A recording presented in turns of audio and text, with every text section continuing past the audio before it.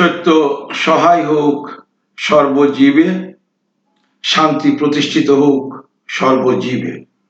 সম্মানিত সুধী, যারা মুর্শিদ হতে চান তাদের জন্য আমার এই ধারাবাহিক কার্যক্রম। আমরা পাঠ শিক্ষা নিচ্ছি আদ-দুরুসুল আরাবিয়্যা ইবতেদায়ী দ্বিতীয় শ্রেণীর পাঠ্য বই থেকে, যেটা মাদ্রাসা বোর্ড কর্তৃক প্রণীত। তো আসুন আমরা সরাসরি পাঠে চলে যাই। সম্মানিত সুধী, দ্বিতীয় শ্রেণীর যে পাঠ্য বইটি আমরা আদ-দুরুসুল আরাবিয়্যা দ্বিতীয় শ্রেণীর যে পাঠ্য বইটি আমরা শিখছি, পাঠ করতেছি, এই পাঠ্য বইয়ের 1 বছরের যে পূর্ণ যেটা পড়া, তার মধ্যে থেকে আমরা অর্ধ বছর মানে 6 মাসের ষান্মাসিক আমরা শেষ করে ফেলেছি। 6 মাসের পড়া মানে ফার্স্ট সেমিস্টার আমরা শেষ করে এসেছি। এটা হলো সেকেন্ড সেমিস্টার বা দ্বিতীয় ষান্মাসিক।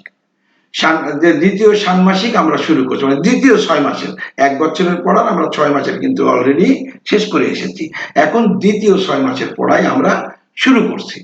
তো এখানে আল ফাসলু দিরাসিয়্যু সানি অর্থাৎ দ্বিতীয় ষান্মাসিকের পাঠ এখানে আছে। আল ফাসলু মানে অধ্যায়, আর দিরাসিয়্যু অর্থাৎ পাঠ, আসানি অর্থাৎ দ্বিতীয় অধ্যায়ের পাঠ। দ্বিতীয় অধ্যায়ের পাঠ বলতে প্রথম অধ্যায়টা 6 মাস আর দ্বিতীয় অধ্যায়টা দ্বিতীয় 6 মাস। তো প্রথম 6 মাস আমরা শেষ করে এসেছি, এটা দ্বিতীয় 6 মাস আমরা শুরু করলাম, অর্থাৎ হলো সেকেন্ড সেমিস্টার বা দ্বিতীয় ষান্মাসিক আমাদের শুরু হলো। তো আসুন আমরা পাঠে দেখি আমরা এখানে কি শিখব। এখানে আদ-দারসুল আশির অর্থাৎ দশম পাঠ। আশারা মানে 10, আর আদ-দারসু মানে পাঠ। আদ-দারসুল আশির, তাহলে এখানে হলো দশম পাঠ। দশম পাঠে আমরা কি শিখব? ইস্তেখদাম অর্থাৎ ব্যবহার। আমরা ব্যবহার শিখব। কিসের? যালিকা। আমরা যালিকা শব্দের ব্যবহার শিখব। তো এই যালিকার একটা পরিচয় আছে। এই যালিকা যেমন হাজা, আমরা ইতিপূর্বে পড়েছি হাজা। হাজা শব্দের আবিধানিক অর্থ হচ্ছে এই, এবং যালিকা শব্দের আবিধানিক অর্থ হচ্ছে ওই। তো এবার হাজা এবং যালিকা এই দুইটাকে বলা হয় ইসমুল ইশারা বলা হয়। এই দুইটাকে, বা এটা ইঙ্গিতের হরফ, এটা দিয়ে আমরা ইঙ্গিত করি কোন দিকে। তো হাজা এবং যালিকা এই দুইটাই হচ্ছে মুজাক্কার শব্দ, অর্থাৎ পুরুষবাচক শব্দ। কোন পুরুষবাচক শব্দকে, নিকটবর্তী কোন পুরুষবাচক শব্দকে ইঙ্গিত করতে হলে সেটাতে বলতে হবে হাজা। আর হাজা শব্দের অর্থ হচ্ছে এই। একে আরবিতে বলা হয় এই হাজা, এর আরবি এর পরিচয়টা হচ্ছে ইসমুল ইশারাতুল কারিব, মানে নিকটবর্তী কোন বিষয়ের ইঙ্গিত করার হরফ বা শব্দ। আর যালিকা দূরবর্তী পুরুষবাচক কোন বিষয়কে, জিনিসকে ইঙ্গিত করার জন্য, তাই এটার নাম হচ্ছে ইসমুল ইশারাতুল বাইদ ওয়াল মুজাক্কার, অর্থাৎ পুরুষবাচক দূরবর্তী কোন পুরুষবাচক শব্দকে ইঙ্গিত করার জন্য যে শব্দটি ব্যবহার হয় তাকে বলে যালিকা। তো বাইদ মানে দূরবর্তী, কারিব মানে নিকটবর্তী। যালিকার পরিচয় এই। তো এখানে আমাদের এই যে পাঠ আছে, এই পাঠের পূর্বে কিছু শব্দার্থ আছে দিছে। তা আমরা যদি শব্দার্থগুলি আগে পাঠ করে আসি, তাহলে আমাদের কিন্তু পড়তে সহজ হবে। তো শব্দার্থ কি এখানে আছে? নাজমুন, নাজমুন মানে তারকা, নাজমুন মানে তারকা। হিসানুন মানে ঘোড়া, হিসানুন মানে ঘোড়া। সুক্কারুন মানে চিনি, সুক্কারুন মানে চিনি। ইমামুন মানে ইমাম, ইমামুন মানে ইমাম। কিত্তুন মানে বিড়াল, কিত্তুন মানে বিড়াল। সারিরুন মানে খাট, সারিরুন মানে খাট। লাবানুন মানে দই, লাবানুন মানে দই। হাজারুন মানে পাথর, হাজারুন মানে পাথর। কালবুন মানে কুকুর, কালবুন মানে কুকুর, যালিকা মানে ওই, যালিকা মানে ওই। সম্ভবত এই কয়টি এখানে আছে। তো আমরা এই কয়টি শব্দ শিখলাম। এখন এই কয়টা শব্দের অনুকূলে আমরা এখন পাঠ শিখব। এই কয়টা শব্দের অনুকূলে আমরা এখন পাঠ শিখব। তো আমরা ব্যবহার শিখব কিসের? জালিকা। আমরা হাজার ব্যবহার ইতিপূর্বে শিখেছি, এখন আমরা জালিকা। এখানে মা, মা জালিকা, এই মা এ শব্দটাও আমরা শিখেছি। মাকে বলা, এই মা মানে কি? আর এই মা শব্দটার পরিচয় হচ্ছে বলা হয় হরফুল ইস্তিফহাম। হরফুল ইস্তিফহাম মানে প্রশ্নের হরফ। এই মা শব্দ দিয়ে প্রশ্ন করা হয়। তো এই মা দিয়ে প্রশ্ন করা হয় যেটাকে, সেটা আমাদেরকে প্রথমেই জানতে হবে যে বিষয়ে আমি কিছুই অবগত নই, এরকম কোন বিষয়কে জানতে চাওয়ার নাম হলো, যেমন এটা কি বা ওইটা কি, আমি এ বিষয়ে কিছুই জানি না, জিনিসটা কি। এইরকম জায়গায় প্রশ্ন করতে হলে মা এই শব্দটি ব্যবহার, হরফটি ব্যবহার করতে হবে। তো মা জালিকা, ওইটা কি? জালিকা নাজমুন, ওইটা তারকা। মা জালিকা, ওইটা কি? জালিকা নাজমুন, ওইটা তারকা। এবার এখানে কি বললো? হাজা মসজিদুন, হাজা মসজিদুন, এটা একটি প্রণিপাত স্থান।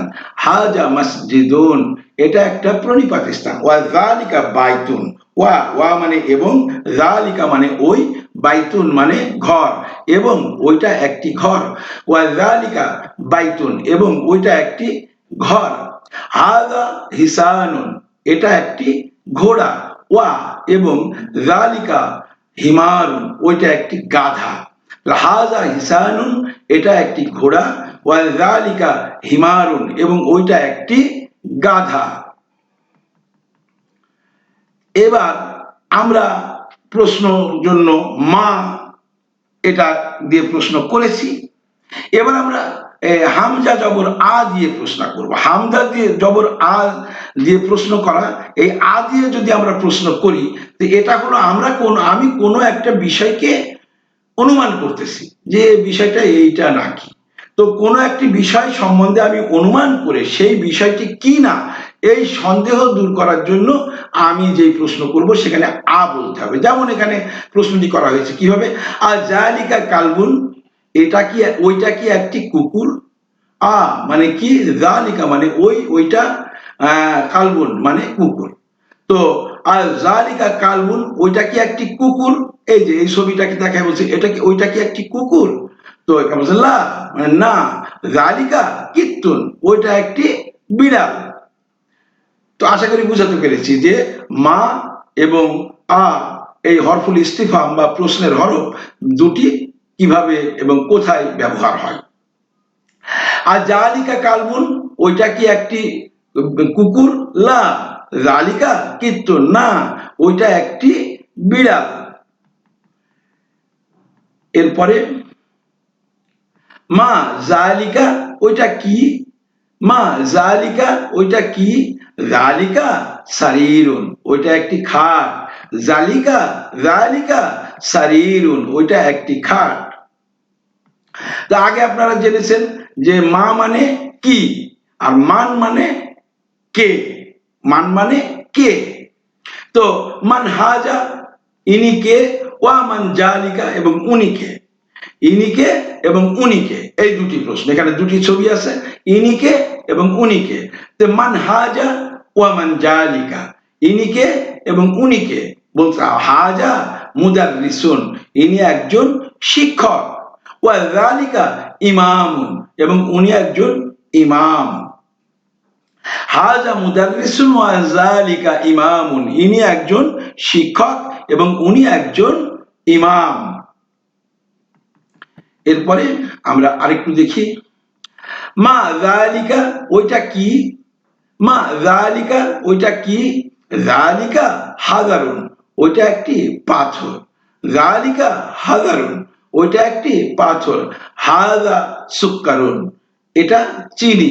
ওয়া যালিকা লাবানুন, এবং ওইটা দই। হাজা সুক্কারুন, এটা চিনি, ওয়াযালিকা লাবানুন, এবং ওইটা দই।